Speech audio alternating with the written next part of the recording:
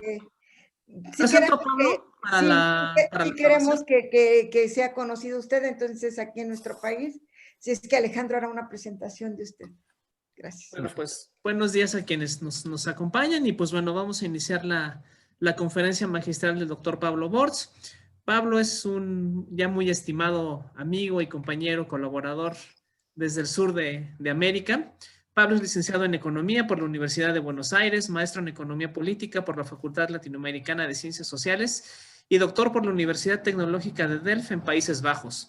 Ha desempeñado tareas en el Ministerio de Economía y Producción, en el Centro de Economía Internacional del Ministerio de Relaciones Exteriores, en el Banco Central de la República Argentina y en la Conferencia de Naciones Unidas para el Comercio y el Desarrollo, la UNCTAD. Ha dictado clases y seminarios en el Institute for Social Studies de La Haya, Países Bajos, en la Universidad de Buenos Aires, en la Universidad Nacional del Mar del Plata y en la Universidad Nacional de General Sarmiento. Actualmente está a cargo de la materia de tópicos de macroeconomía avanzada en la maestría de desarrollo económico y es codirector del Centro de Estudios Económicos del Desarrollo de la USAM. Asimismo, es becario postdoctoral del CONICET. Es coautor del libro Michael Kalecki, Ciclo y Tendencias, Ediciones Cooperativas, y autor del libro Inequality, Growth and Hot Money de Edward Edgar, la editorial. Ha publicado en diversas revistas internacionales y nacionales argentinas como Development and Change, European Journal of Political Economy, Review of Keynesian Economics y Revista Argentina de Economía Internacional. Trabaja temas de finanzas internacionales, flujos financieros globales, endeudamiento externo, desempeño macroeconómico, distribución del ingreso, y había que añadirle un amante apasionado de los gatos. Es un comentario adicional. Pues bueno, Pablo, muchísimas gracias por haber aceptado esta invitación y con muchísimo gusto y atención te escuchamos este mediodía de México, ya inicio de la tarde en Buenos Aires. Sí. Bueno, muchas gracias por la invitación. Voy a compartir la pantalla de este archivo, esta presentación. Creo que ahí se ve bien, ¿no? Sí, perfecto. Bien. A la biografía hay que agregarle un par de cositas. Ahora yo soy investigador de CONICET.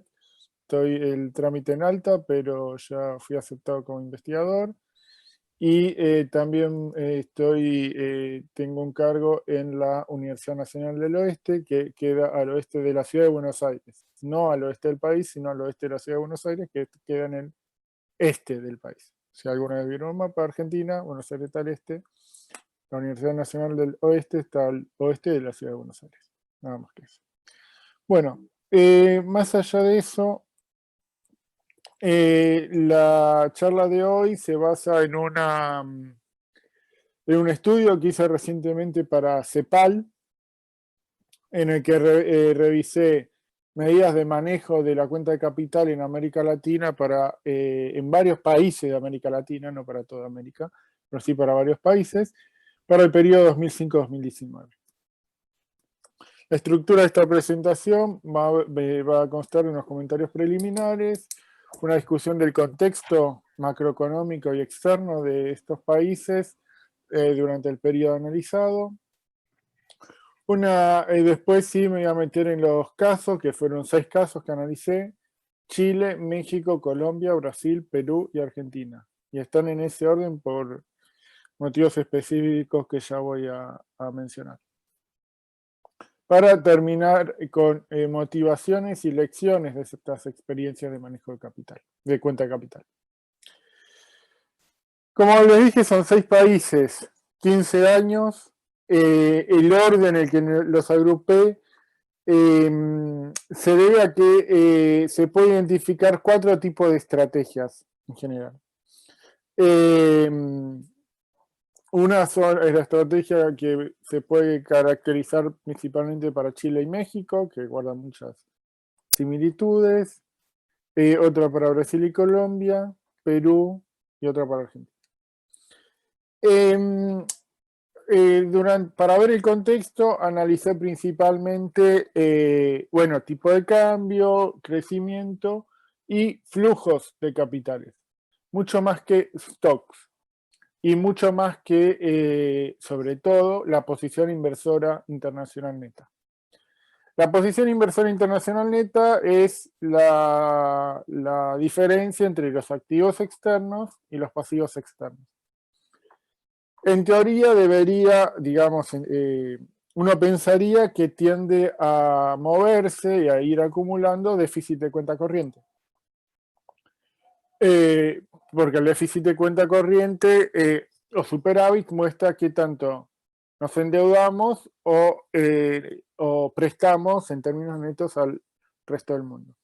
El problema es que es un indicador inútil la posición inversora internacional neta, y esto fue ratificado por un estudio del FMI, que es el External Sector Report, que salió 3 semanas después de que noté lo que muestra el siguiente gráfico. Esta es la cuenta corriente, digamos, de Brasil y posición neta internacional, posición inversora internacional neta de Brasil y de México. En rojo está la cuenta corriente brasilera, mientras que en azul está cómo se mueve la posición inversora internacional. Como verán, los movimientos en la cuenta corriente no tienen absolutamente nada que ver con los movimientos, ni con la magnitud, ni con la dirección, en muchos casos, de la posición inversora internacional neta. En el caso de México, que es su déficit de cuenta corriente está acá, es esta línea violeta,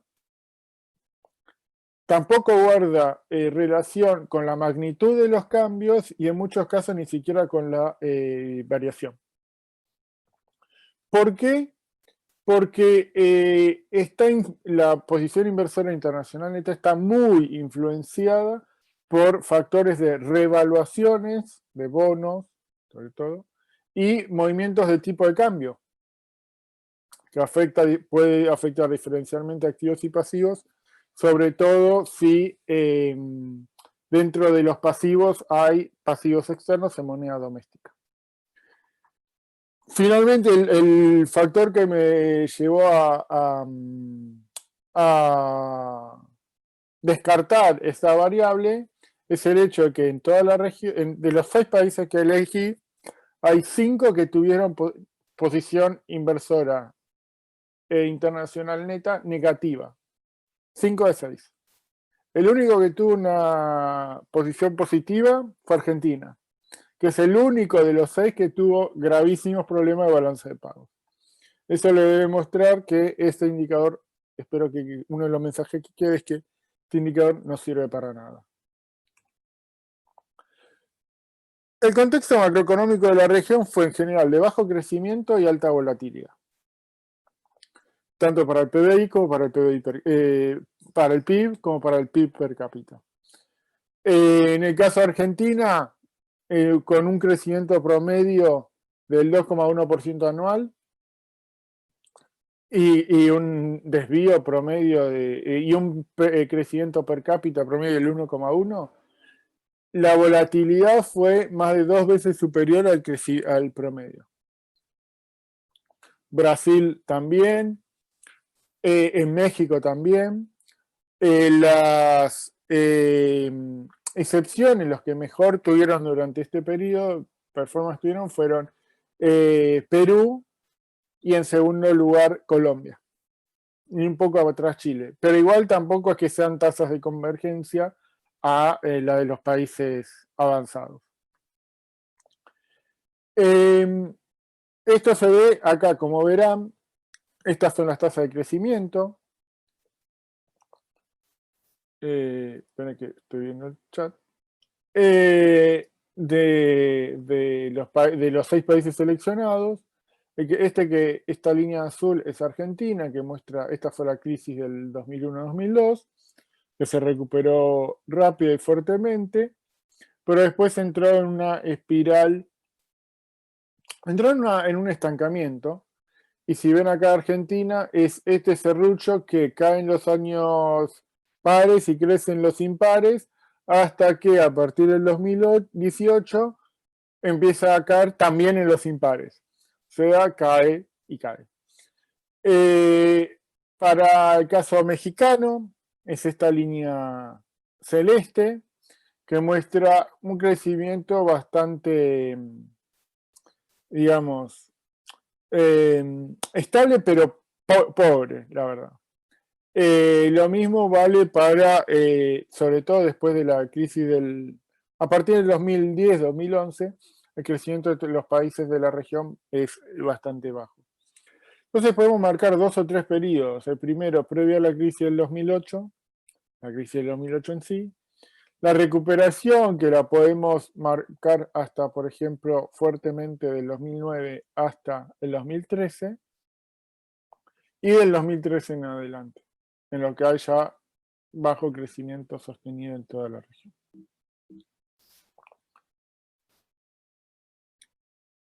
Como dije, en estos, digamos, esto también se puede ver en los movimientos del tipo de cambio y las magnitudes de los flujos de capital. Durante el primer periodo hay una apreciación con aumento de reservas. Después de la crisis viene la crisis del 2008 y después hay un proceso también de apreciación y de aumento de reservas, aún con déficit de cuenta corriente. Esto es importante. La apreciación y el aumento de reservas se dieron en un contexto de fuertes entradas de capital, aún con déficit de cuenta corriente. A partir del 2014 se ven presiones devaluatorias y un claro fin a la acumulación de reservas. Esto lo vemos bien en la serie de tipo de cambio nominal. Veré que trato de ver bien cuál es cada color, que no me lo marca acá. Pero básicamente vemos acá, creo que este de acá es México, me parece, el violeta. Brasil es el azul, también tiene una fuerte volatilidad.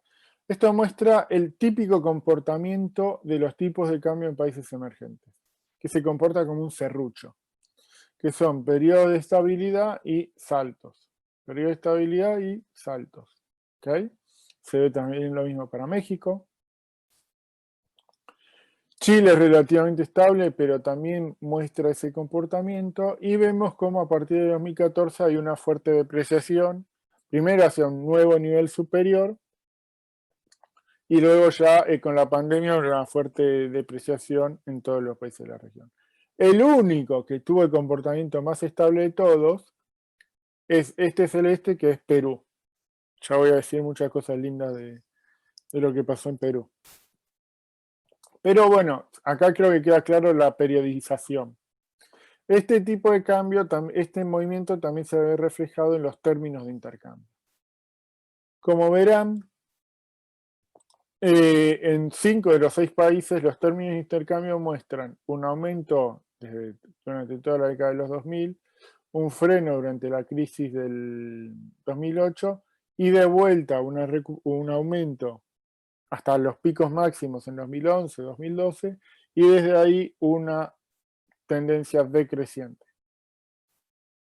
El único país que tuvo términos de intercambio estables y con una tendencia decreciente a lo largo de la serie es México. Por el tipo de productos, digamos, el resto de los países en general son principalmente exportadores de productos primarios, mientras que México es exportador de manufactura. Cuando vemos la cuenta financiera, del lado de los pasivos, el principal componente en casi toda la región fue la inversión extranjera directa.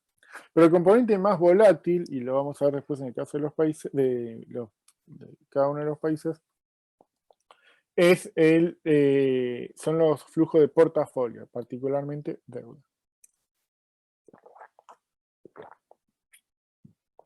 Cuando vemos del lado de los activos, el factor más dinámico y volátil incluso es la acumulación de reservas en la mayoría de los países y el ítem de otras inversiones, que son depósitos y préstamos al exterior.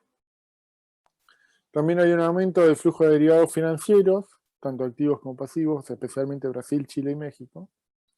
Y en el caso de Brasil, de estos 3 países, hay un aumento de la inversión extranjera de empresas brasileñas, de empresas chilenas, de empresas mexicanas en el exterior. O sea, hay salidas de inversión extranjera directa. ¿Por qué es que agrupé a Chile y a México en la misma categoría? Bueno, porque tuvieron pocas medidas de manejo de cuenta capital. limitada particularmente a intervenciones en el mercado de cambio y en los mercados de derivados. Ambos países implementaron reformas institucionales. Ustedes conocen mucho mejor que yo el caso de México, pero algo que mencioné y destaqué es la reforma de 2014, una reforma financiera que marcó nuevas reglas para pensiones, para aseguradoras y para bancos también. Espérenme un segundito. Ahí va. Tenía miedo de que mi gato haga algo medio mal, pero todo bien. Y un gran desarrollo en ambos países, que es el desarrollo de mercados de derivados, que fue algo buscado por las autoridades como forma de brindar cobertura cambiaria a inversores extranjeros, con un fuerte rol de los fondos de pensiones, sobre todo en Chile. Acá salió mal este gráfico de Chile, mil disculpas, pero lo que se ve, estos son de un lado los flujos de activos externos y del otro los flujos de pasivos externos de Chile en este periodo. Como ven, se respeta la periodización que les decía, aumento hasta la crisis del 2008, una retomada después de la crisis del 2008 hasta el 2012-2013, y de ahí una suave tendencia decreciente. Entre los componentes de estos pasivos externos está el principal fueron la inversión extranjera directa. Hasta la crisis del 2008 fue importante otras inversiones, o sea, préstamos del exterior. Espérenme un segundito.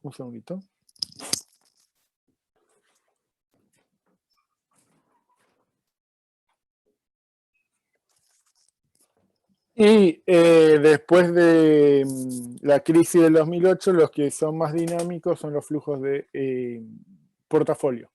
Dinámicos y volátiles, porque cuando se reducen las entradas, aumento de pasivos de entradas a Chile, caen en proporción. Lo que siguen siendo fuertes, tanto como activos como pasivos, son los derivados. Chile es el país que menos reservas compró en la región. Menos reservas acumuló en el periodo. Pero a la vez es junto con Brasil, es uno de los que más desarrolló e intervino en el mercado de derivados. Las principales normas sobre manejo de cuenta financiera en Chile afectan a las posibilidades de inversiones de pensiones y aseguradoras. Pero fueron relajadas más que vueltas más estrictas, al contrario, se relajaron durante la década pasada. Un indicador que yo uso para todo el informe, hay dos indicadores de índices de apertura de la cuenta financiera, los uso ambos. Uno es el de Fernández et al, que incluye Rebucci y Klein y Uribe, y el otro es el de Chin e Ito. Si bien muestran valores importantes para Chile, en general lo que capturan son regulaciones sobre compras de activos como tierras, restricciones sobre la participación de no residentes en ciertos activos financieros y los requerimientos de autorizaciones. O sea, en general Chile se puede decir que es una economía en términos financieros muy, muy abierta. Por esta poca acumulación de reservas, en un periodo, ya 2 años ya en que han caído fuertes las entradas y sobre todo con la crisis del COVID, Chile este año pidió un FCL, un Flexible Credit Line con el FMI. Caso mexicano, como verán, también repite la misma periodización. Hay una importancia de las entradas de capital, pero de vuelta, el factor más dinámico y volátil son las entradas de portafolio. ¿Okay? que se ve bien que entra mucho hasta el 2013, 2014 y luego caen en magnitud. Misma periodización se puede hacer para el lado de los activos, con la diferencia que México sí acumuló, sí compró muchas reservas, sobre todo durante, antes y después de la crisis del 2008. También tuvo, acá se ve que después del 2013-2014 hay salidas de capitales como préstamos y depósitos de mexicanos. Y también quiero mencionar que también hubo una importante, sobre todo en estos años de 2011-2012, salida de IED mexicana. En Chile también. Chile también tuvo salidas de IED Chile. Como dije, México sí intervino fuerte en el mercado de cambio, sí acumuló reservas. México tiene, las principales medidas son restricciones o limitaciones a los bancos sobre sus posiciones en moneda extranjera.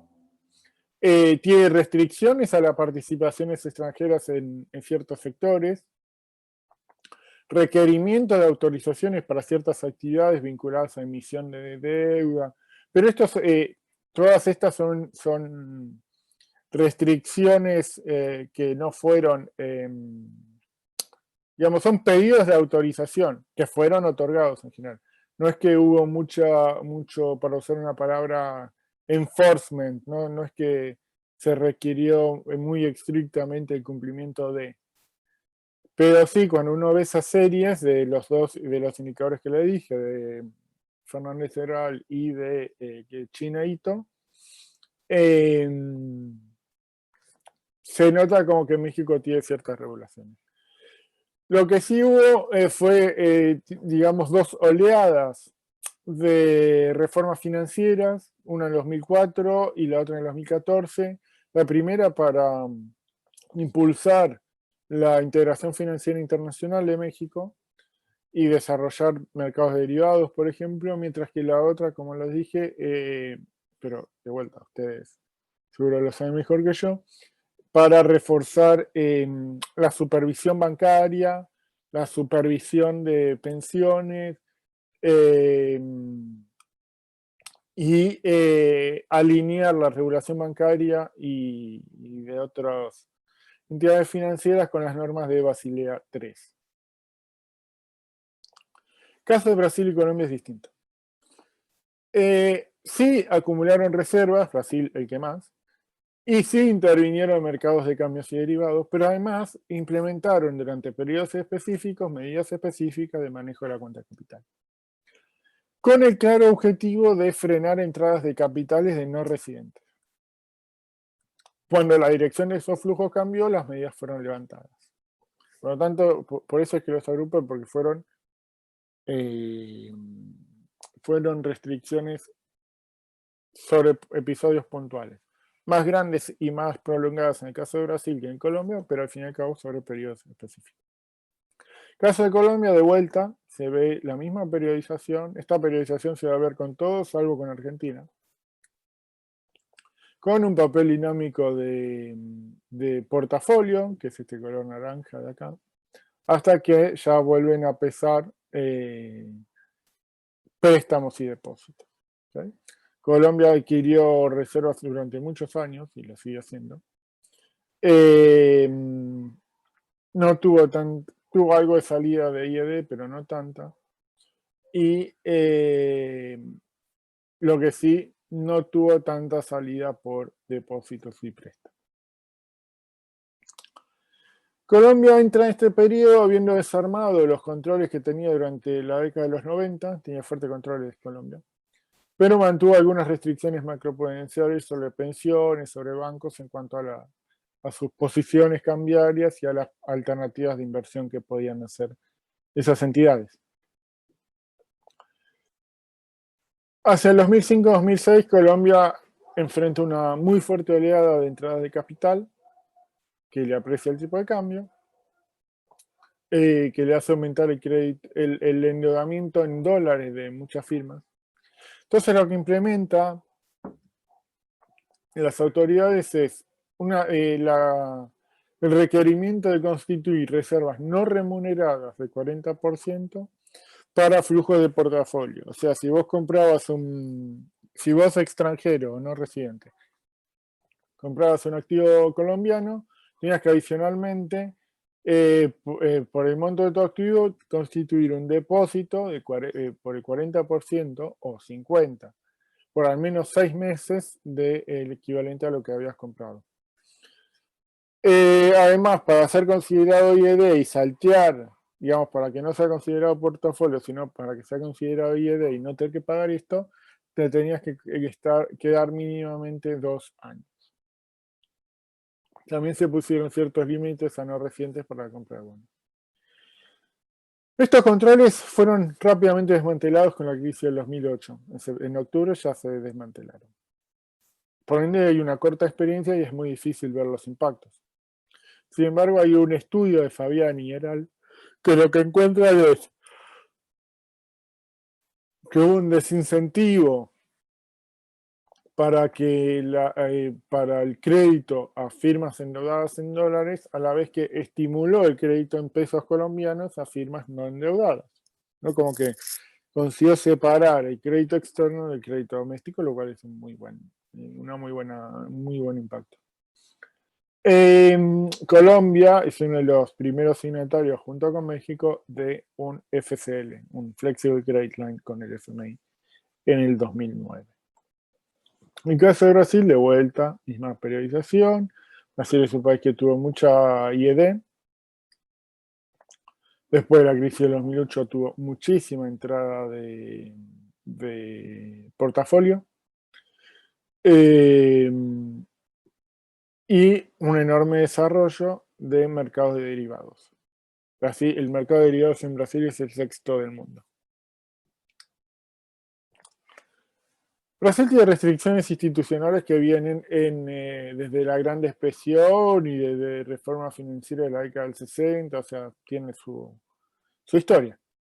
En Brasil no se pueden tener cuentas en dólares, los préstamos y depósitos están indexados y otras regulaciones. En 2005-2007, como toda la región, tuvieron fuertes entradas de capital. Lo mismo para el 2009-2013, pero hubo ciertas fluctuaciones ahí. Brasil le afectó bastante la crisis de la eurozona en 2011, por ejemplo.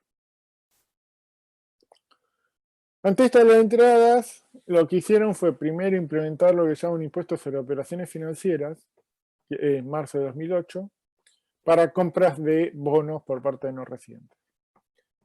Este impuesto fue desarmado durante la crisis, pero rearmado con posterioridad, con una alícuota aún mayor, que llegó al 6%, y expandido para cubrir no solo compra de bonos, sino también compra de acciones, compras de ADR. ADR son certificados de acciones de empresas brasileñas que cotizan en Nueva York.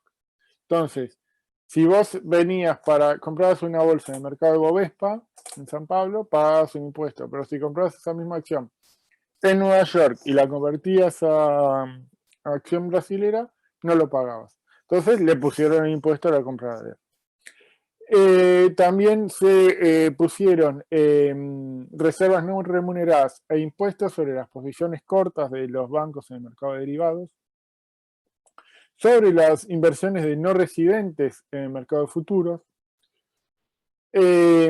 sobre un impuesto sobre endeudamiento externo menor a 2 años, plazo que luego fue empleado a 3 años, incluyendo luego el crédito intrafirma que entraba por IED, pero como era una medida de ilusión, le dijeron, no, bueno, también estos créditos pagan impuestos.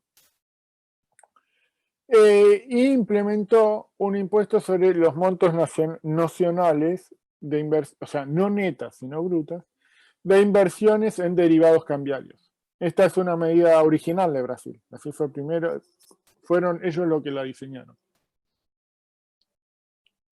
Estas medidas fueron suavizadas y desmanteladas a partir de 2011 hasta el 2013.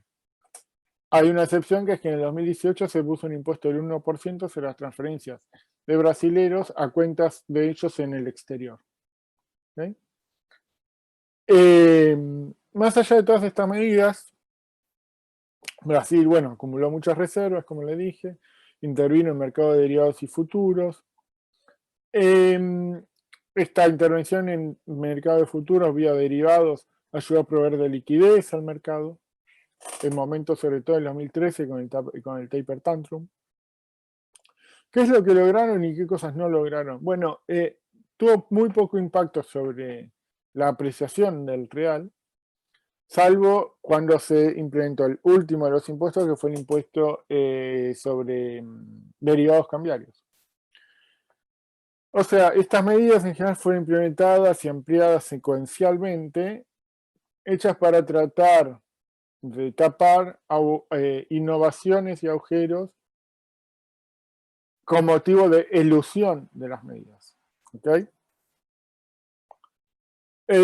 Sí lograron alargar madurez de las inversiones, sobre todo este impuesto sobre el endeudamiento externo menor a 2 años. Un efecto que tuvo, que hay un trabajo que lo estima muy bien, es que muchos inversores externos, al tener que pagar por un impuesto en Brasil, dijeron, no invertimos en Brasil, invertimos en otro país. ¿Cuál es el país? México. Digamos, hay una estimación de que Brasil se evitó entrar 5.000 millones, de los cuales 2.500 fueron a México. Esa es la historia que rastrea el paper. El caso de Perú es el más interesante de todos, por lejos. Esta línea negra de acá que ven es la acumulación de reservas. Perú compró reservas, cada dólar suelto en el mercado lo compró, lo cual me parece fantástico. También observa la misma periodización, como verán, con importantes entradas de IED, con un rol de los flujos de portafolio, pero como les había mencionado anteriormente, Perú tuvo el tipo de cambio más estable del continente. Creo que en Estados Unidos tuvo un tipo de cambio tan estable como Perú. Y lo que lo distingue a Perú es que hizo políticas verdaderamente anticíclicas. O sea, sí las implementó, las suavizó durante la fase de caída del siglo, pero están ahí. El sistema financiero peruano es pequeño. Segundo, a comienzos de los 2000, estaba muy dolarizado. El 80% de los préstamos y el 80% de los depósitos estaban denominados en dólares. Lo cual genera muchísimas vulnerabilidades. Tiene muchos problemas económicos Perú, pero el manejo de la cuenta financiera que hicieron es para sacarse el sombrero. ¿Cuál era el objetivo de las medidas? Bueno, primero es desdolarizar, reducir la volatilidad financiera de las entradas y las salidas de corto plazo, reducir la volatilidad cambiaria, y en esto tuvieron un éxito fenomenal. O sea, realmente, si pueden buscar la serie de tipo de cambio de Perú, se van a sorprender. Acumularon muchas reservas, pero además implementaron encajes diferenciales y anticíclicos para depósitos en moneda extranjera y para depósitos de no residentes. Implementaron encajes diferenciales para a los bancos de acuerdo al crecimiento de crédito en dólares para autos e hipotecas. Si prestabas más en dólares, tenías que tener más encajes no remunerados. Encajes diferenciales para deuda externa bancaria de corto plazo. Si tenías más deuda externa bancaria, los bancos tenían más deuda externa, tienen que poner más encaje. Requerimientos de diferenciales de capital ponderado por riesgo de acuerdo al riesgo cambiario de cada banco. Límites en posiciones inversoras en moneda extranjera de corto y de largo plazo. Límites y encajes diferenciales en posiciones de corto y largo en derivados cambiarios. Límites a turnover, no sé, rotación sería la palabra, pero no sé si se entiende. Participación en el mercado de cambio de fondos de pensiones. Límites, prohibición de hecho, a inversiones de no residentes en unos instrumentos que son el instrumento vía el cual el Banco Central ejecuta su política monetaria. O sea, porque Argentina lo sufrió eso. El Banco Central Peruano estuvo por lejos mejor. Que es que cuando los extranjeros entran a lo que originalmente es un mercado para manejar la liquidez del sistema financiero, te complica muchísimo la política monetaria. Te desvía el foco de la política monetaria. O sea, no pasa a ser el manejo de liquidez, sino lo que se te puedan ir a enterar los capitales externos. También puso un impuesto a las ganancias, que todavía está, un impuesto a ganancias de no residentes por derivados financieros de corto plazo.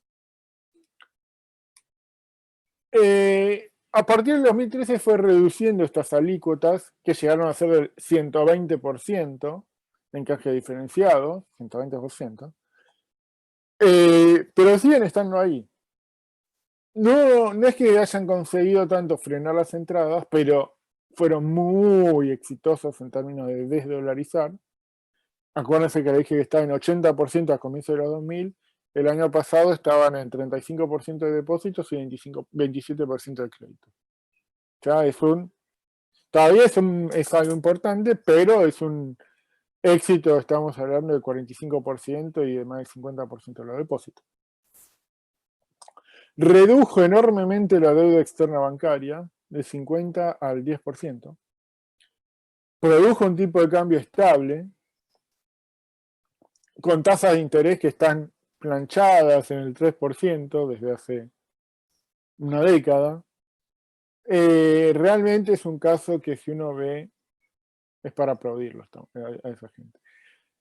Ayudó, sobre todo en la desdolarización, la baja inflación que tuvo Perú en todo este periodo, que es la más baja del continente casi.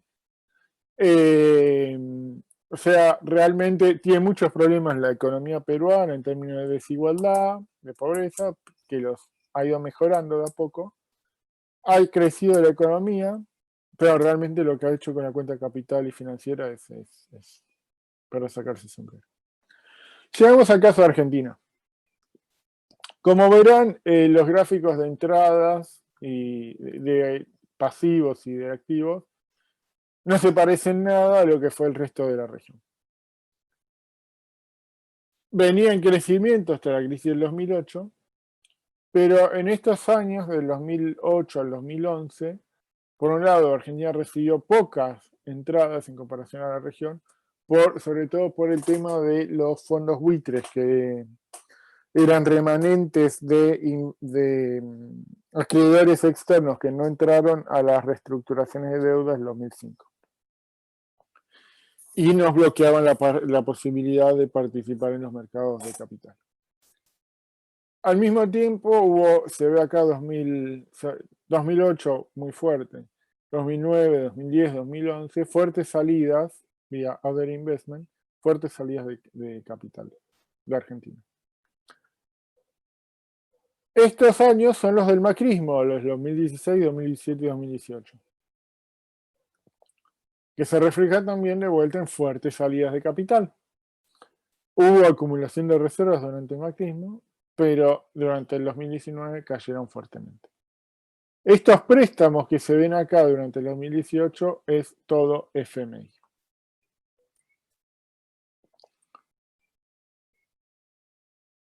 Argentina es el único que tiene posición de inversión internacional neta positiva, el único. Aún teniendo déficit de cuenta corriente durante casi toda la década del 2010. O sea, aún con déficit de cuenta corriente tenemos posición inversora internacional positiva. Por ende es un indicador que no muestra absolutamente nada. Como dije, hay tres grandes etapas. La primera etapa, 2005-2008, que digamos uno podría citar, decir que es 2003-2008. Argentina acumuló muchas reservas, implementó controles a la entrada, como permanencia mínima para inversiones de no residentes, reservas no remuneradas del 30%, que luego fue extendida al 40%, límites sobre posiciones y exposiciones cambiarias de bancos,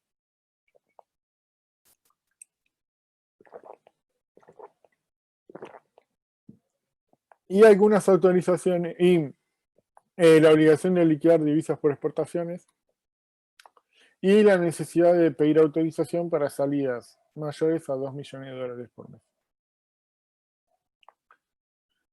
Después de la crisis del 2008, Argentina experimentó fuerte salida de capital, estuvo fuera de los mercados internacionales, como les dije, y en diciembre de 2011 tiene una fuerte corrida cambiaria, que lleva a implementar cada vez más estrictos controles cambiarios a la salida.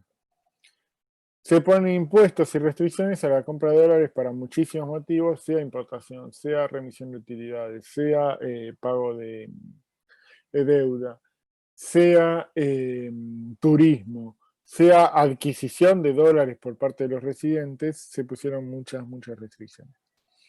Esto logró reducir la fuga de capitales, pero llevó a un desarrollo en el mercado paralelo de cambios. A ver si puse, que está en verde. No, está en rojo. Lo que está en verde es la brecha.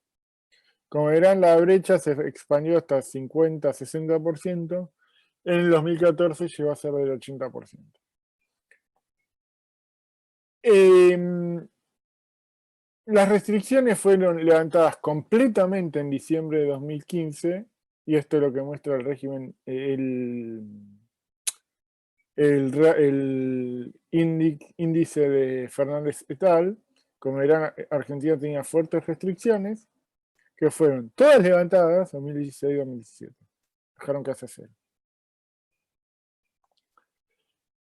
En octubre de 2019 se reimplantaron esos controles, están hasta hoy. Llegó de vuelta a armar una brecha. Esta brecha ahora está en el 86%, hace 2 semanas estaba arriba del 100%. ¿Cuáles son las motivaciones y lecciones? Vimos el caso de cada país. Vamos a ver ahora un poco, repasar, ya para ir terminando esta presentación, las medidas. Bueno, para acumular reservas, las medidas en general se suelen mencionar dos. Hay motivaciones mercantilistas, para evitar apreciaciones, y la otra es por motivos precautorios. Por si se lleváis mucha plata. El indicador que se suele usar para medir cuánto me convendría acumular, el primero básico, una regla, es lo que se llama la regla Greenspan-Guidotti, que es que las reservas deberían al menos cubrir un año de pago de deudas, o sea, la deuda a corto plazo. Los países, muchos de Latinoamérica, México, sabiamente han sobrecumplido por demás el ratio Greenspan-Guidotti. Acá está la acumulación de reservas de los países, como verán, Brasil fue el que más se compró, 2017 compró 90.000 millones de dólares, y 2009 a 2011 compró 50.000 a 60.000 cada año. Pero también otros países de la región, como México, Colombia, el que menos compró fue Argentina, fue Chile, perdón. Y Argentina estuvo perdiendo fuertemente reservas acá. ¿Okay? Colombia, Perú, miren, Perú para una economía relativamente chica fue comprando promedio hasta 20.000 millones de dólares por año.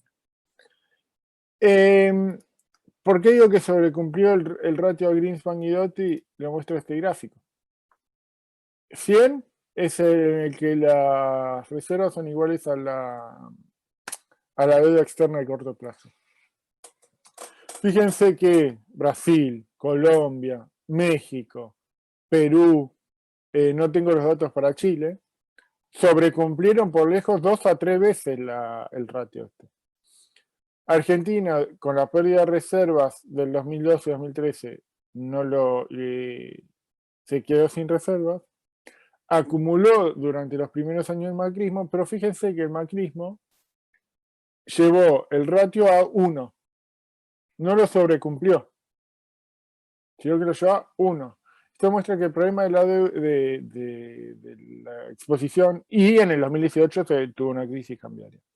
Esto muestra que el problema de la exposición es, no es solo el stock de deuda, sino todo lo que se puede generar cada año en términos de salida de capitales, lo que también puede representar una vulnerabilidad adicional. Esto es lo que tratan de cubrir los otros países de la región, que en el caso argentino el macrismo no considera. Las reservas, la acumulación de reservas redujeron el riesgo soberano e implicaron cada vez más estabilidad, más intervención en mercados de derivados y mercados de futuros. Otras medidas, como le dije, son las de estadía mínimas, encajes no remunerados y diferenciales. El objetivo fue desincentivar entradas de capital, no fueron tan efectivas en tal sentido, pero sí lograron aumentar la madurez de estas inversiones. Consiguieron, como le mostré en el caso colombiano, desligar el crédito doméstico del crédito externo. Consiguieron, en el caso peruano, reducir la dolarización financiera. Lo que tiene estas medidas es que, bueno, pueden ser evadidas. Siempre los inversores van a tratar de eludir estas medidas. Entonces, por eso se requiere un criterio más integral, más holístico para estas medidas. ¿Ok? Lo mismo que los impuestos. Se usan para desincentivar entradas y salidas. En cuanto a lo primero, en general, lo que modificaron de vuelta son las composiciones de las entradas y deben ser abarcativos. El caso brasilero que más éxito tuvo fue el impuesto a los derivados cambiarios, que fue el último que se puso después de haber puesto todo lo demás. ¿Okay?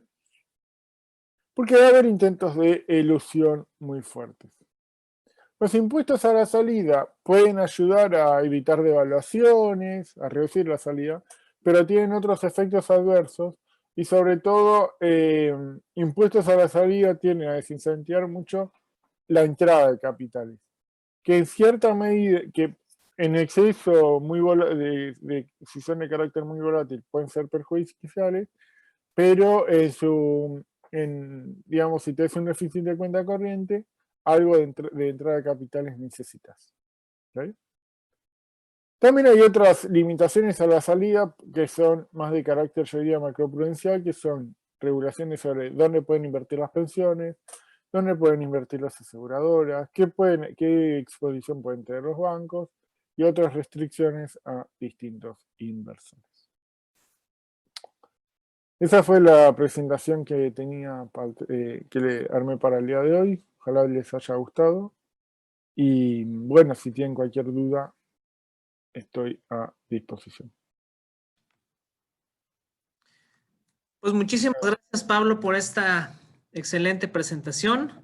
Nos has dejado sorprendidos con los datos. Yo la verdad es que desconocía mucho el tema de la economía peruana y me has despertado el interés por acercarme hacia el manejo de Perú.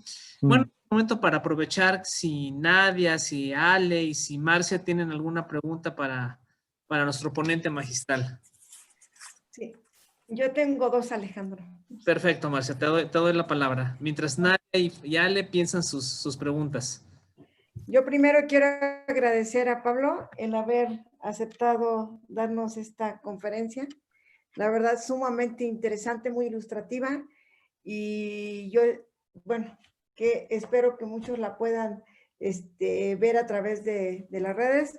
La verdad es que es muy, muy interesante la comparación que has hecho entre los países, ¿no?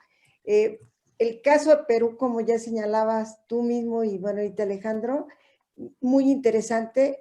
Otro caso que a mí me ha llamado la atención en América Latina en términos generales económicos ha sido Paraguay, ¿no?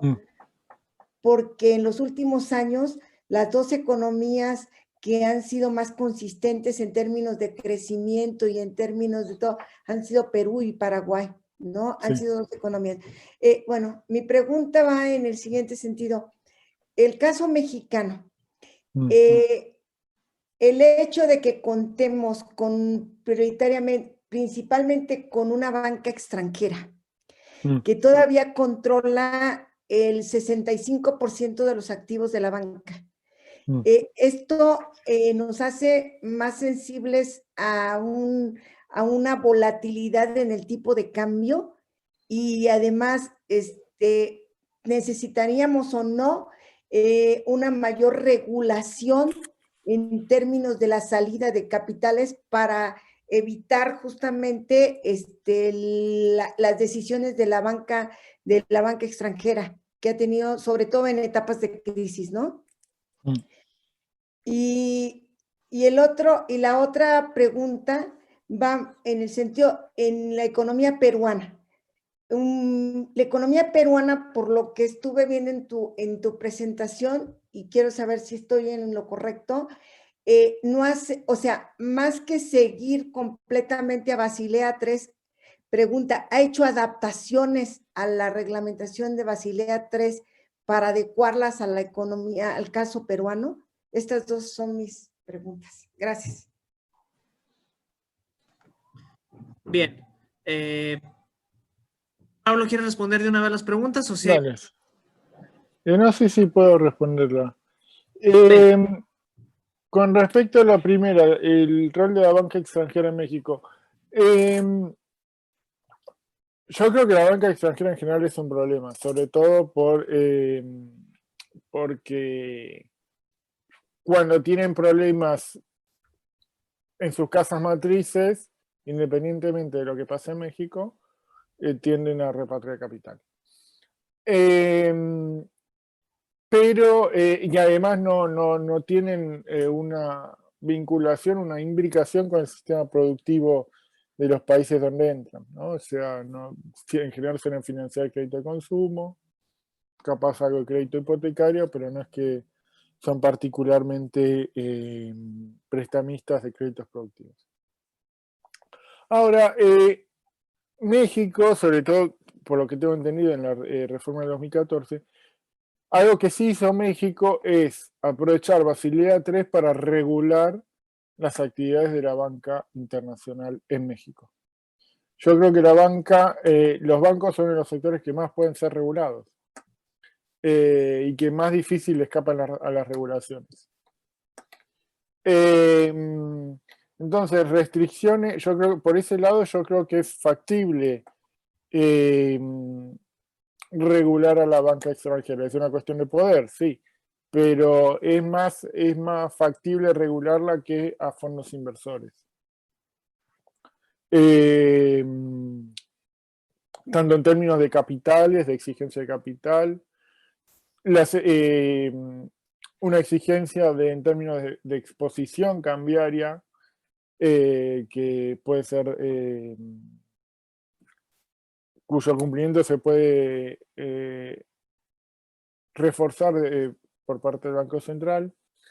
Entonces yo creo que, si bien es un problema, Basilea III como que deja un espacio para que los países emergentes, Basilea III no tiene nada que ver con países emergentes, aplica a países emergentes, pero les deja un espacio para que hagan reformas, regulaciones en términos de exposición cambiaria, sobre todo, que es un problema más en los emergentes que en los de altos ingresos, aunque la crisis del 2008 para mí fue una gran excepción en tal sentido. Y lo mismo vale para Perú. Está claro que las medidas de Perú han ido muy por delante de lo que es Basilea en términos de exposición cambiaria, porque hacen a la deuda externa, Basilea no dice nada sobre deuda externa, hacen a los tipos específicos de crédito para autos, para hipotecas, Basilea no dice nada al respecto. Entonces sí, avanzó mucho y avanzó sobre otras entidades como los fondos de pensión. Todos los países tienen cierta regulación sobre los fondos de pensión, casi todos han han vuelto más laxas esas regulaciones, más permisivas. Chile, claramente. México un poco también. Perú no. Entonces, es un caso que sí que ha ido muy por delante de Basilea, con una perspectiva más amplia,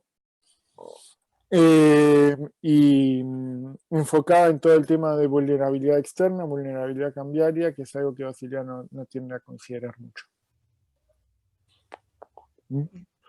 Gracias. Yo tengo más preguntas, pero voy a dejar a ver si las compañeras también tienen. Bien, Nadia, Alejandra, si tienen preguntas, aprovechen que pocas veces pueden platicar tan de cerca con un experto en estos temas como es el doctor Bortz. Sí, yo tengo una pregunta. Venga, Nadia. Doctor, cuando mencionaba todo el tema de los riesgos país y todo eso, surgió en mi cabeza la palabra, o más bien el rol de las agencias calificadoras internacionales. Entonces, mi pregunta es, ¿qué rol o qué influencia tiene sobre los bancos centrales, sobre todo los países que nos menciona, la dictaminación de estas calificaciones sobre las deudas de los países? Ok. El rol no es, pero no es tanto sobre los bancos centrales como sobre los gobiernos. O sea, afectan no solo a los bancos centrales, sino al Tesoro, a los ministerios de Economía. En términos de las regulaciones que pueden hacer, en términos de la orientación de medidas de política económica. El caso de Argentina es interesante en tal sentido, hay dos ejemplos. Primero es el riesgo país, ¿no? Que se ve por el ENVI. Argentina, pocos meses antes de la crisis cambiaria de 2018, tenía uno de los riesgos países más bajos de su historia, ¿no? Entonces, de vuelta, no, fuera de joda, tenía menos de 400 puntos básicos. Que uno dice, esto no es realista, y sobre todo para una situación, un déficit de cuenta corriente, 5% del PBI, con salida de capital, estamos en ese momento de 3% del PBI, no era nada de realista ese indicador. El segundo ejemplo es que Argentina es un mercado que para las agencias calificadoras se denomina fronterizo, o sea, hay que ser muy audaz para invertir en este país, y la verdad que es cierto. Ahora bien, en el 2018, Argentina entró a un indicador de economía emergentes de Moody's. Creo que era Moody's. Por el cual aparecía la opción de invertir en la bolsa argentina dentro de un indicador para inversores extranjeros. Entonces se esperaba que hubiese una lluvia de dólares para el mercado. No sucedió. Con justa razón, ¿no? O sea, estamos en medio de una crisis cambiaria muy manejada, muy mal manejada. Entonces, influyen, sí influyen. Sobre todo influyen por esto que te digo de que influyen estas inversiones por índice, ¿no? O sea, uno invierte en un índice con una composición que está de distintos países, de distintos activos, determinada por la preponderancia en el índice. Pero no quiere decir, bajo ningún punto de vista, que las evaluaciones de estas agencias tengan algún viso de verosimilitud o realismo. No. Muchas gracias. Alejandra, te escuchamos si tienes alguna. Sí, A mí me gustaría preguntarle al doctor Pablo si nos podría profundizar más sobre lo que sería el surgimiento del mercado paralelo en Argentina. ¿Cómo es que de alguna manera esto, cómo es que influye, simplemente como de manera positiva, o cuáles son las causas por el surgimiento de este mercado paralelo? Ok. El mercado paralelo surgió así. Los argentinos compramos dólares. A, porque hay pocas otras cosas que comprar. B, porque nos sentimos más seguros con los dólares. C, porque los necesitamos porque nos encanta ir al exterior. Entonces, bueno, vos te querés ir al exterior y comprabas dólares. En un punto te dijeron no, solo te vendemos en el 2011, 2012, 1.500 dólares. Solo puedes comprar 1.500 dólares. El resto lo tenés que gastar con tarjeta de crédito. Entonces, si no tenías tarjeta de crédito, tenías que ir al mercado paralelo. Después pusieron impuesto a las compras con tarjeta de crédito. Entonces, el mercado paralelo, el valor, se seguía por el impuesto extra que tenías que ajustar en ese impuesto extra para conseguir dólares. Ahora bien, no todas las operaciones entraban ahí. Las importaciones, no. Las importaciones entraban al valor tipo de cambio oficial. Entonces, ¿qué se buscaba? Se buscaba desincentivar la compra de dólares sin afectar los precios, sin generar una devaluación. ¿Se entiende? Porque las importaciones y las exportaciones se movían al tipo de cambio oficial. Bien. El tema es que también los activos en la bolsa o muchas inversiones financieras o formales estaban valuadas al tipo de cambio oficial, no al informal, no al paralelo. Entonces era un desincentivo a la entrada de capitales. Hoy en día está muy alta la brecha y tiene un efecto adicional esa brecha. El efecto es que los exportadores con una brecha tan grande, y los importadores también, anticipan una devaluación. Entonces, los importadores demandan más dólares al tipo de cambio oficial y los exportadores venden menos. Por lo tanto, hay un déficit en el mercado oficial. ¿Se entiende? Por lo tanto, en el mercado oficial, por el mercado oficial cambian las reservas. Esto es un mercado paralelo que ajusta por precio, en el que puede haber igualmente burbujas financieras o corridas cambiarias, aumentos así acelerados, que lo tuvimos, y tenés un mercado formal que ajusta por cantidad, por reservas. ¿Se entiende? Tenés dos mercados distintos que ajustan por dos cosas distintas, en el cual hay actores que pueden pasar de ser oferentes en el oficial a no ofrecer nada en el oficial y capaz ofrecer dólares en el paralelo en tipo de cambio mucho más alto, más beneficioso. ¿Se entiende? Entonces lo que tenés es, o sea, sí, con una brecha no tan grande hay menos salida de capitales y perdés menos reservas. Sí. Pero a la vez te frena mucho la entrada de dólares, que puede ser importante en contexto sobre todo de déficit de capital, que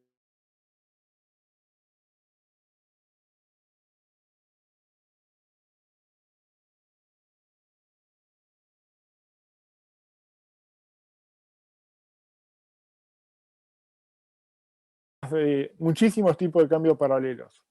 Uno es lo que llamamos cuevas, que son lugares de mala muerte, pero hay otros que se pueden comprar, son dólares financieros, legales, que es básicamente vos comprás una acción o un bono argentino en dólares en Argentina y lo vendés en Estados Unidos. Lo vendés lo compras en pesos y lo vendés en dólares.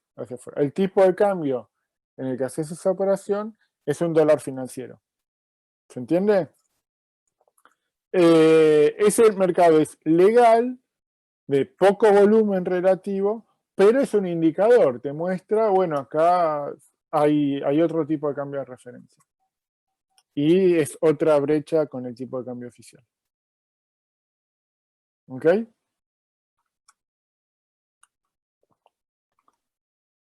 Ok, muchas gracias.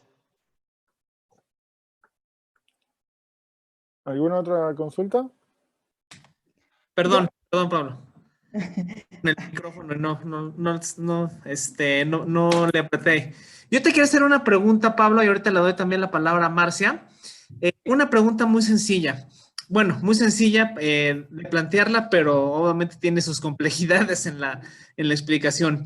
En México, por ejemplo, recientemente con el programa de reactivación de la economía derivado de la pandemia, hubo un llamamiento, hubo un alza de voces que hablaban de que se obtuvieran recursos de las reservas internacionales para reactivar la economía, diciendo que las reservas internacionales no son más que un fondo de ahorro que no sirve para nada.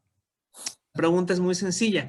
¿Tú cómo observas, tú qué piensas de este tipo de planteamientos que hace la población en general, pero que también hacen muchos, vamos a decirlo así, especialistas o economistas sobre el tema, que las reservas se usen, se dilapen en este tipo de programas de recuperación económica en estos contextos de pandemia?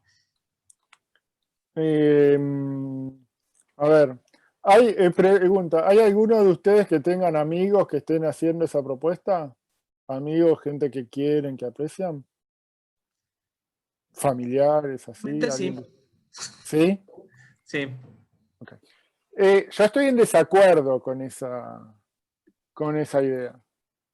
Yo creo que todo lo que se quiere lograr con eso se puede lograr sin vender las reservas.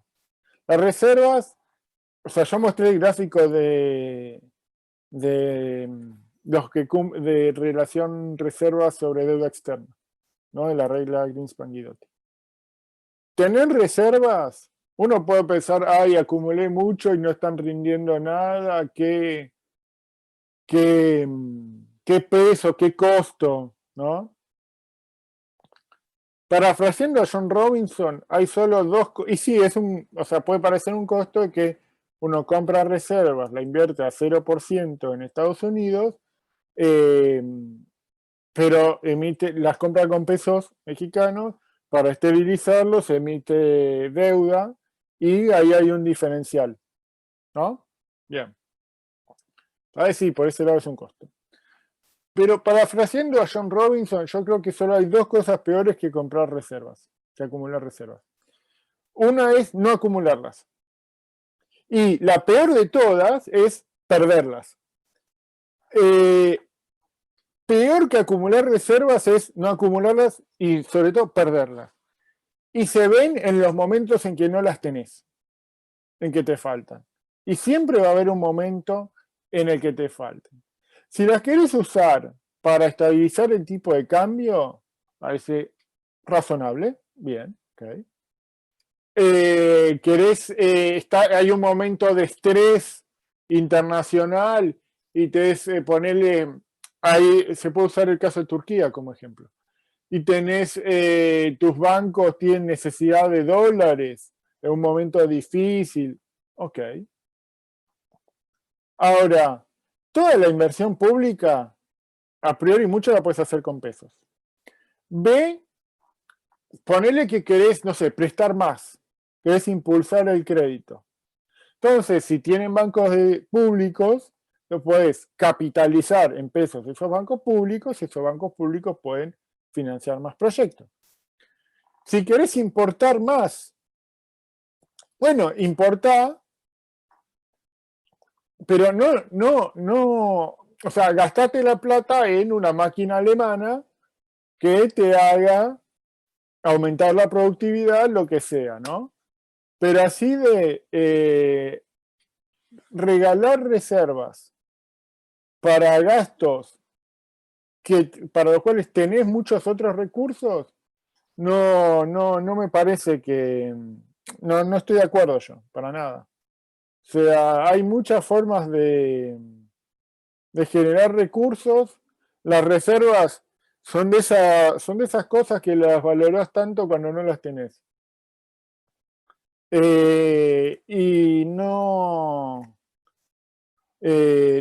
estoy de acuerdo para nada en regalarlas para financiar, qué sé yo, planes sociales o... yo no estoy de acuerdo.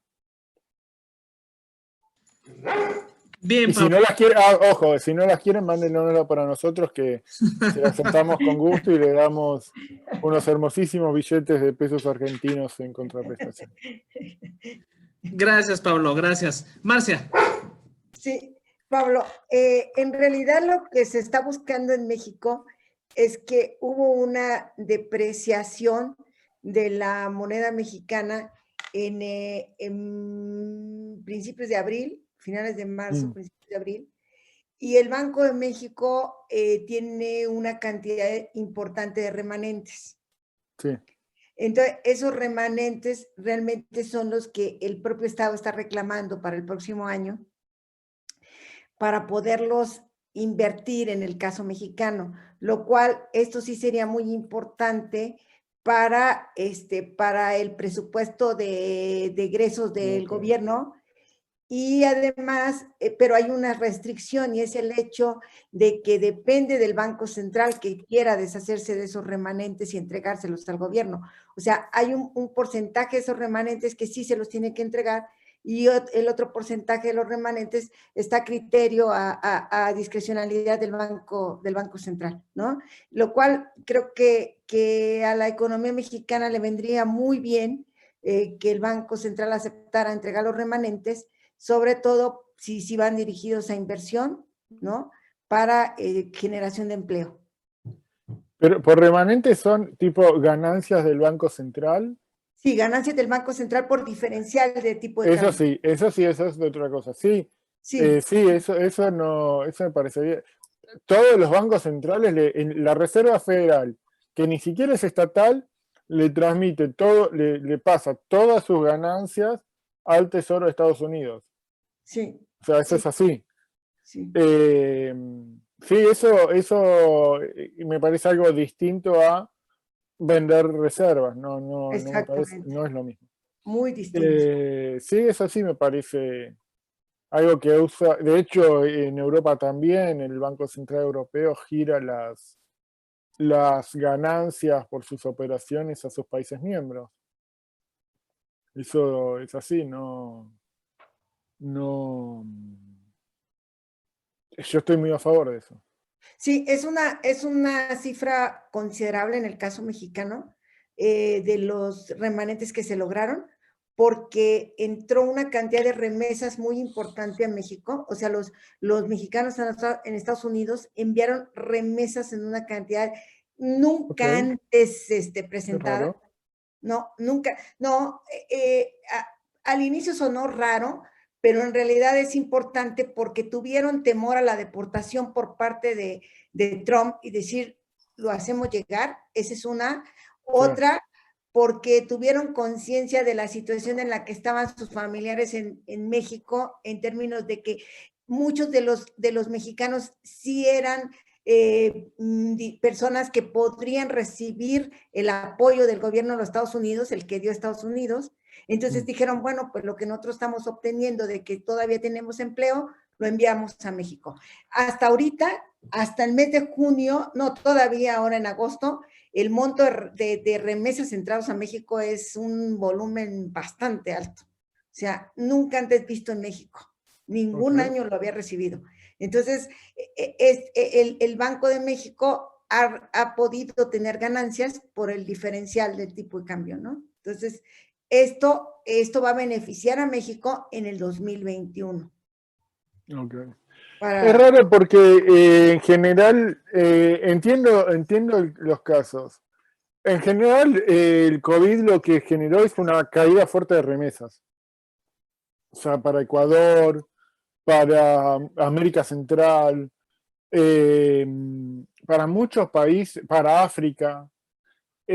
Tipo, se estima una caída del 20% fácil en el flujo de remesas, que para muchos países es un montón de plata. Es un Sí, montón de plata. para el caso mexicano fue muy, en ese sentido, la pandemia le benefició a México con la entrada de remesas. O sea, en México existen en Estados Unidos alrededor de entre 11 y 13 millones de mexicanos, de los cuales muchos de ellos tienen residencia, un porcentaje alto, entonces recibieron el apoyo del gobierno de los Estados Unidos y eso les posibilitó también el envío de remesas. Entonces, Okay. México sí es uno de los países beneficiados en la pandemia por el ingreso de remesas y esto es importantísimo para nosotros porque además tenemos, en América Latina somos uno de los países que tenemos un porcentaje muy alto no de desempleo, sino de informalidad, Sí. ¿no? De subocupación, de outsourcing, etcétera, de freelance. Entonces tenemos muchísimo, lo cual esto va a ayudar a los programas sociales del gobierno, pero esperemos que contribuya en términos de inversión, ¿no? Sí. Ojalá y sea en términos de inversión, porque es mucho más redituable que sea en términos de inversión, en creación de empleo, que simplemente en proyectos sociales de apoyo. Y Sí. mis preguntas vienen en la siguiente medida. Tú planteabas, bueno, hiciste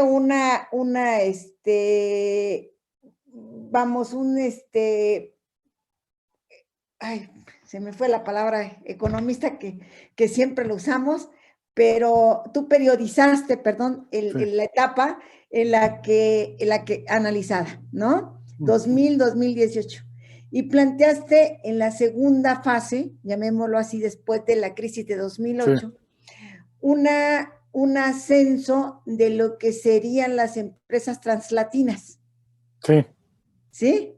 Entonces, bueno, nosotros visualizamos y las translatinas argentinas han tenido una importante participación en los mercados latinoamericanos. Sí han crecido, ¿no? Sí han crecido, no tanto como las translatinas chilenas, no tanto como las translatinas mexicanas, ¿no?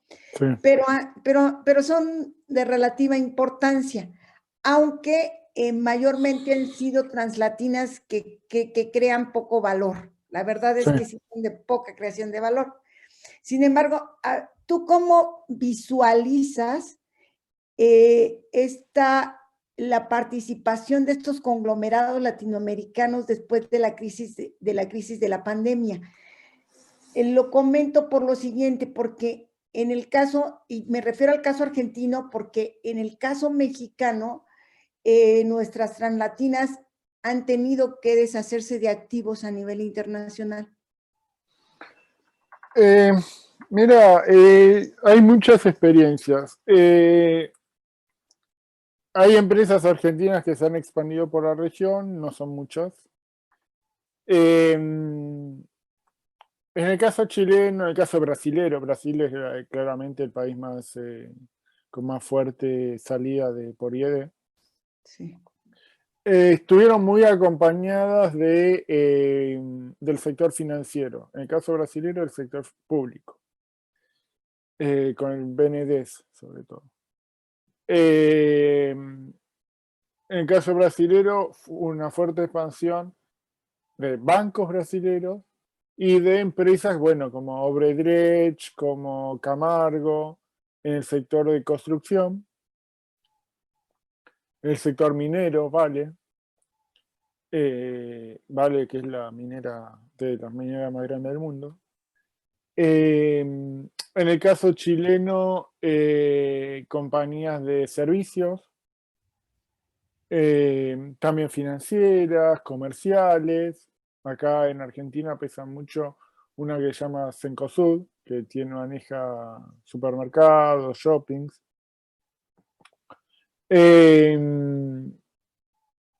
Entonces son transnacionales de construcción, agro y comercio, acompañados por el sector financiero. No son empresas de una gran sofisticación tecnológica. Hay una excepción en Argentina, me parece a mí, que está en el sector servicios, pero que, bueno, requiere, ¿cómo decirlo? Requiere desarrollo de tecnología, que es Claro, Telmex, ¿no? De Slim.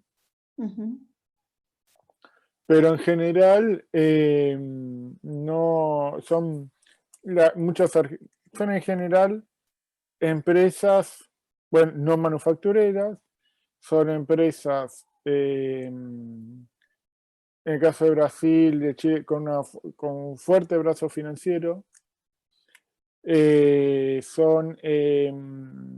en cuanto tienen problemas financieros domésticos, vuelven para atrás. Obedrech volvió para atrás, digamos. Es una conducta no muy tradicional, ¿no? Está claro. Están muy mediadas por paraísos fiscales, como está mediada casi toda la IED. Las brasileras siempre pasan por un paraíso fiscal.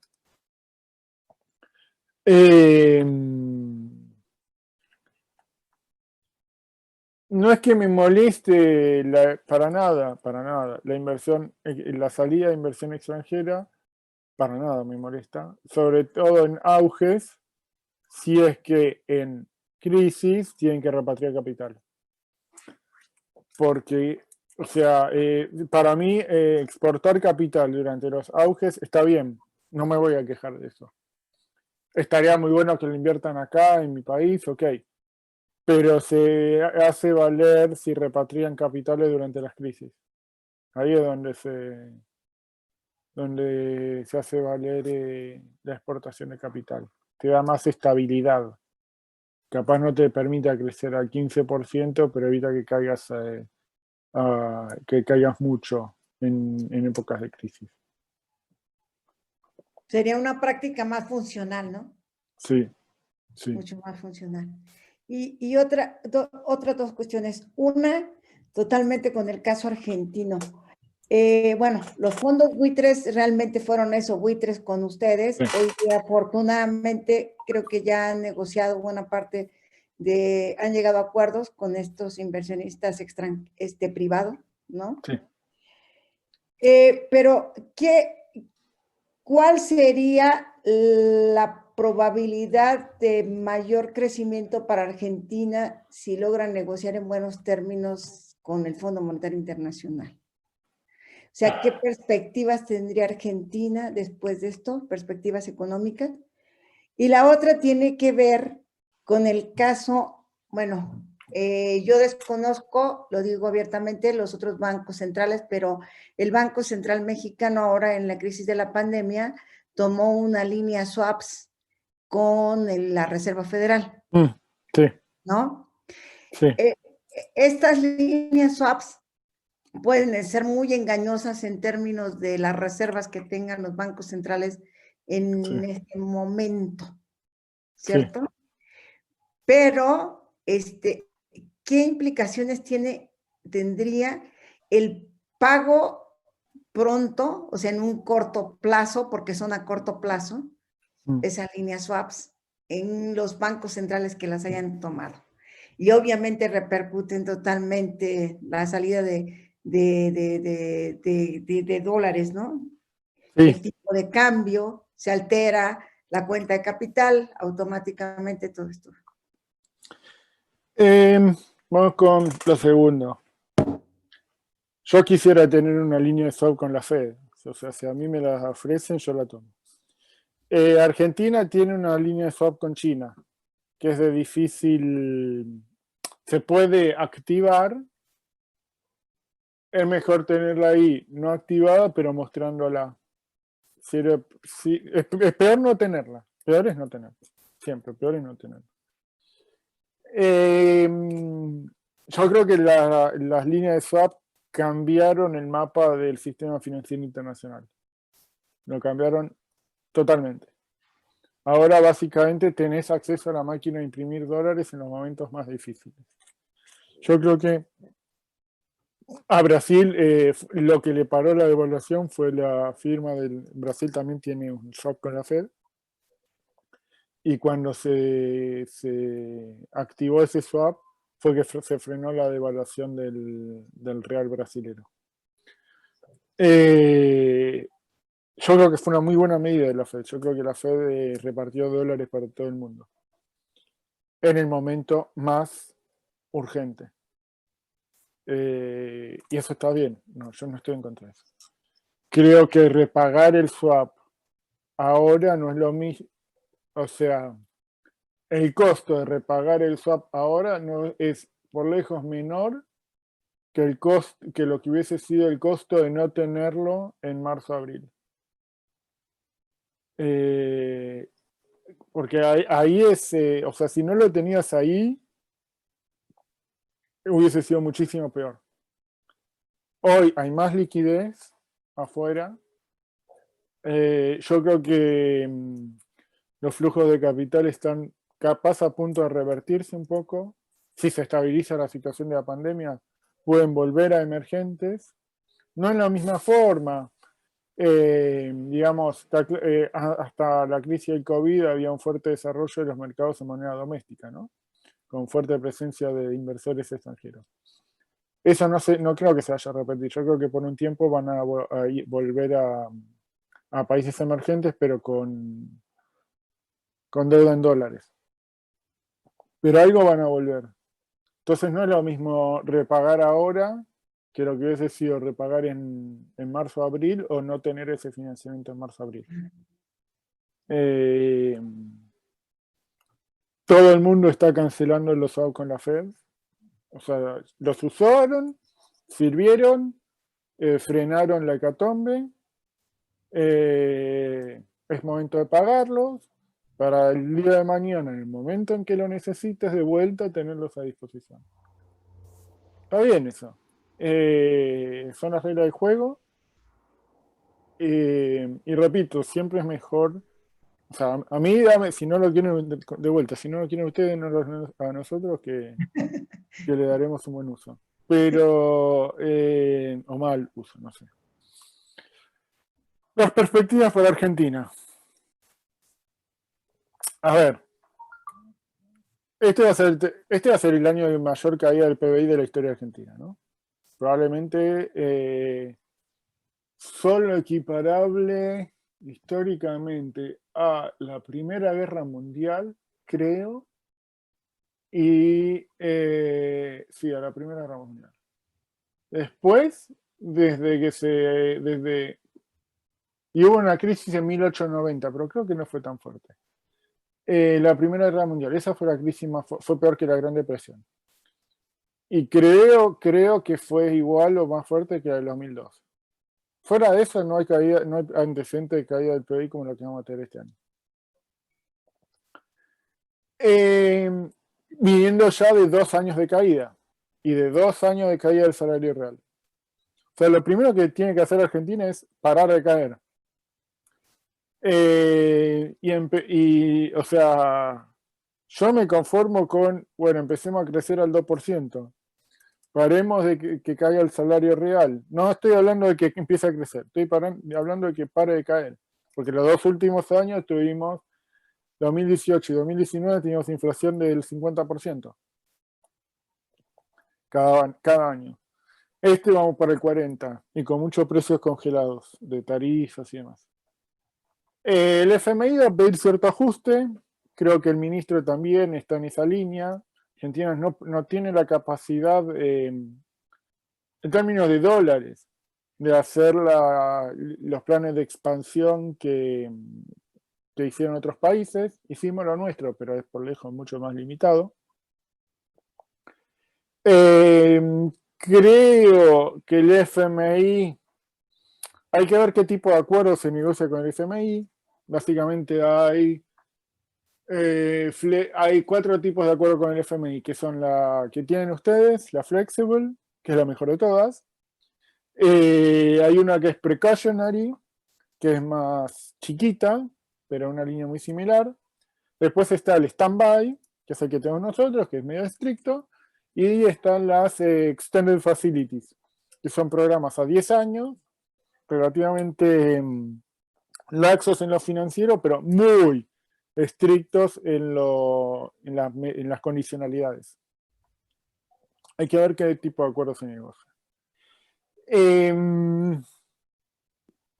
Si podemos preservar algo de inversión y tratar de parar la caída del salario real, si el fondo nos permite esas dos cosas, va a haber hay que ver qué pasa con las pensiones. Pero si podemos tratar de parar y ya no digo crecer, sino que deje de caer el salario real y se puede hacer la inversión pública, podríamos empezar a crecer al 2-3% y a partir de ahí vamos viendo. Argentina tiene mucho para pagar en 2027, a partir de 2026, 2027, ahí es donde se acumulan fuerte los vencimientos. Entonces hay que empezar a crecer rápido, no se puede, no podemos porque nos consumimos los dólares en 6 meses.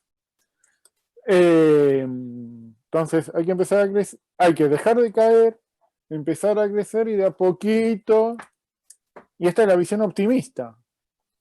Yo pensaba que Argentina renegociando la deuda iba a tener, capaz dejaba de caer para ahora y podía crecer el año que viene, pero en el medio vino la pandemia.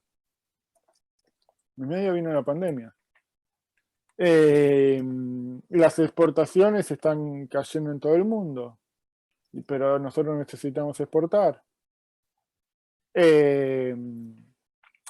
Entonces hay transformaciones a nivel mundial en términos de energía, por ejemplo, mucha más conciencia ecológica, que está muy bien, pero nosotros exportamos productos que contaminan.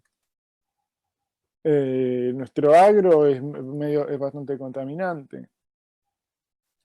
Entonces está muy difícil. Energía renovable tenemos para producir mucha, pero no es algo que exportemos. No podemos exportar molino de viento. Lo que hagamos con el molino de viento, no se lo vendemos a nadie. Entonces, está muy difícil. Hay que... Y de vuelta, crecer implica aumentar la SIMPO. Entonces hay que usar bien hay que usar la inversión pública, hay que impulsar la inversión pública, que deje de caer, pero tampoco es darle mucha manija a los salarios reales, lamentablemente, porque no tenemos el margen. Y dejar de caer los salarios reales, dejar de que caiga la economía, que empiece a... Yo creo que encontró un piso la economía, está encontrando un piso y creciendo, recuperándose algo, pero mucho más lento que el resto del planeta. Y bueno, hay que tratar de que esa recuperación sea sostenida.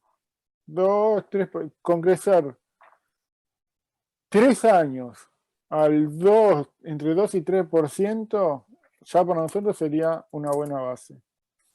Sería algo. Y ahí ir construyendo a poquito en base a la inversión pública, que para mí es la clave de todo. Muchas gracias, Pablo. Y antes de que cierre Alejandro, quiero darte las gracias personalmente por habernos partido esta conferencia. ¿No? Muchísimas gracias. Y que estés muy bien y todo vaya mejor. Igualmente para ustedes. Gracias. Bueno, Nadia, Alejandra, ¿no tienen alguna otra pregunta? Tenemos espacio para una pregunta muy rápida para el doctor, si ustedes quieren comentar algo más. Nada.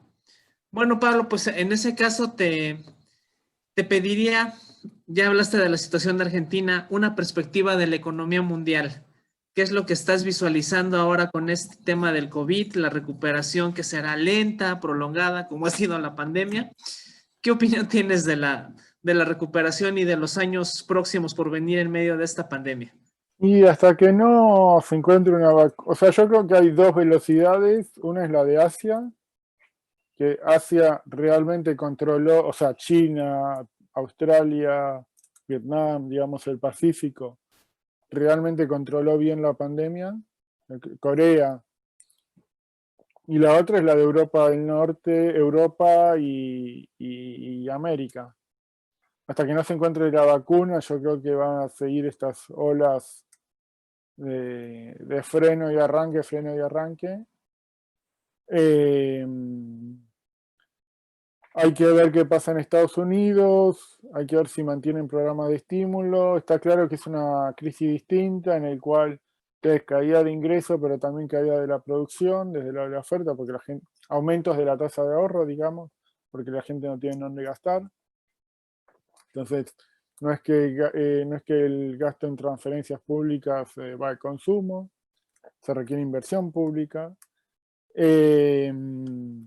Entonces veo hay muchísima más fragilidad, hay muchísima más informalidad, hay muchísima más segmentación laboral, hay muchísima más pobreza y desigualdad.